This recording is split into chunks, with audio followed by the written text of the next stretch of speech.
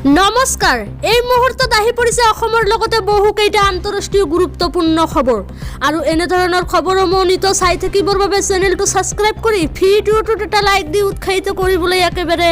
নাপাহৰিব দৰ্শকসকল এই মুহূৰ্তত জনাই আছো এটা খুবেই গুৰুত্বপূৰ্ণ খবৰ দেশৰ কোটি কোটি জনতালৈ বাজেটত আহিল ভাল খবৰ দেশৰ কোটি কোটি জনতালৈ বাজেটত আহিল ভাল খবৰ বাজেটত কি ভাল খবৰ আহিল জনাই যাম সবিস্তাৰে 2 কোটি লোকে লাভ কৰিব বিনামূলীয়া ঘৰ আমাৰ বাজেটত দিয়া প্ৰথমটো ভাল খবৰ হল দেশৰ 2 কোটি লোকে লাভ কৰিব চৰকাৰী বিনামূলীয়া ঘৰ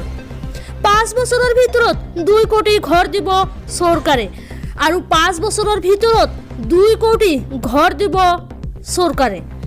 দৰিদ্ৰ সীমাৰেখাৰ তলৰ লোকক ঘৰ বনাই দিব চৰকাৰে আৰু ৰাজ্য তথা দেশৰ যিসকল লোকে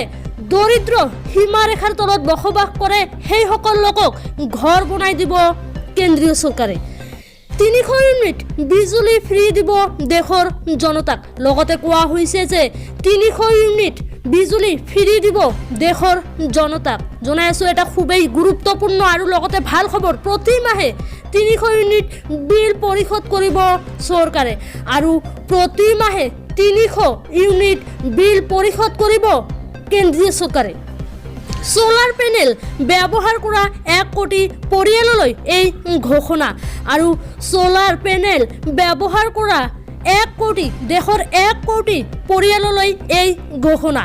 7 লাখ টকালৈকে আয়কৰ ৰেহাইৰ ঘোষণা বাজেটত আৰু মুঠ 7 লাখ টকালৈকে আয়কৰ ৰেহাইৰ ঘোষণা এই বাজেটত 3 কোটি মহিলাক লাখপতি দিদি আঁচনিত অন্তৰ্ভুক্ত কৰাৰ পৰিকল্পনা আৰু দেশৰ 3 কোটি মুঠ 3 কোটি মহিলাক লাখপতি দিদি আঁচনিত অন্তৰ্ভুক্ত পৰিকল্পনা কৰিছে কেন্দ্ৰীয় চৰকাৰে 3টা কিস্তিত লাভ কৰিব 85,000 চৰকাৰী ধন আৰু মুঠ 3টা কিস্তিত লাভ কৰিব দেশৰ মহিলাসকলে কোটি কোটি মহিলাই 3টা কিস্তিত লাভ কৰিব 85,000 চৰকাৰী ধন সৎ কামত ব্যৱহাৰ কৰি ল'ব পাৰিব ঋণ আৰু মহিলাসকলে সৎ কামত ব্যৱহাৰ কৰি ল'ব পাৰিব এই ঋণ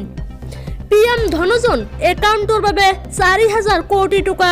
ধাৰ্য জনাই আছো এটা খুবেই গুৰুত্বপূৰ্ণ খবৰ পিএম ধনজন একাউণ্টৰ বাবে 4,000 কোটি টকা ধাৰ্য কৰিছে কেন্দ্ৰীয় চৰকাৰে 4 কোটি কৃষকে লাভ কৰিব পিএম ফসল যোজনাৰ সুবিধা আৰু দেশৰ 4 কোটি কৃষকে লাভ কৰিব পিএম ফসল যোজনাৰ বিশেষ সুবিধা প্ৰতিখন ৰাজ্যক 75,000 কোটি টকা ঋণ দিব কেন্দ্ৰই আৰু দেশৰ প্ৰতিখন ৰাজ্যকে মুঠ 75,000 কোটি টকা ঋণ দিব কেন্দ্ৰ চৰকাৰে দেশত 3,000 নতুন ITI 7খন IIT স্থাপন আৰু দেশত 3,000 নতুন ITI আৰু লগতে 7খন IIT স্থাপন কৰা হ'ব নতুনকৈ 7খন IIM স্থাপনৰ লক্ষ্য আৰু কেন্দ্ৰীয় চৰকাৰৰ লক্ষ্য হৈছে নতুনকৈ মুঠ 7খন IIM স্থাপনৰ দেশত স্থাপন হ'ব নতুন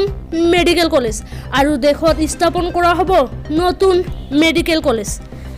মধ্যবিত্তীয় পাব পিএম আৱাস যোজনাৰ ধন আৰু যিসকল মধ্যবিত্তি আছে সেই সকলেও লাভ কৰিব পিএম আৱাস যোজনাৰ ধন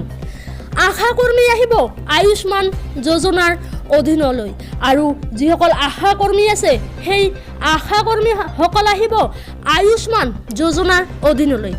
পিএম আৱাসৰ 70% ঘৰ লাভ কৰিব মহিলাই আৰু প্ৰধানমন্ত্ৰী আৱাসৰ